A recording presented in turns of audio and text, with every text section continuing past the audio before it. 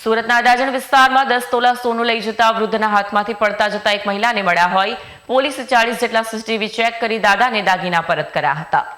સુરતમાં ફરી સુરત પોલીસની કામગીરી આંખે ઉડીને વળગે તેવી જોવા મળી છે। અડાજણ વિસ્તારમાંથી એક 75 વર્ષના દાદા આશરે 10 તોલા જેટલું સોનું લઈને જતા હતા। તે દરમિયાન રસ્તામાં ક્યાંક પડી ગયા હતા, જેથી દાદાએ તાત્કાલિક આ અંગે પોલીસને જાણ કરી, જેથી અડાજણ પોલીસે પણ ત્વરિત તપાસ શરૂ કરી અને સર્વેલન્સ સ્ટાફ દ્વારા 40 જેટલા સીસીટીવી તપાસે એક મહિલા લઈ જતા દેખાતા તે મહિલાને શોધી કાઢી અને મહિલા પાસેથી દાગીના મેળવી પોલીસે દાદાને પરત કરતા તેઓએ અડાજણ પોલીસનો આભાર માન્યો।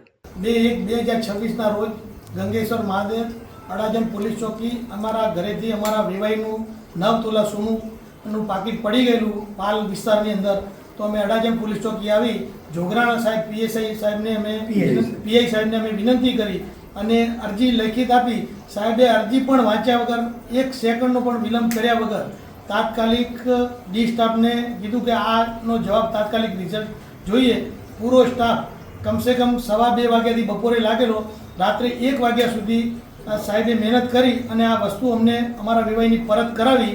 એ બદલ અમે અડાજણ પોલીસ ચોકી, ગંગેશ્વર મહાદેવ અને જોગરાણા સાહેબનો અને સીસીટીવી કેમેરાના આધારે મદદથી પૂરો ડી સ્ટાફ કામે લાગી ગઈ અને તનતોડ મહેનત કરી અને આ વસ્તુ સુપ્રત કરેલ છે। તે બદલ પોલીસ પરિવારનો અમે ખૂબ ખૂબ આભાર માનીએ છીએ।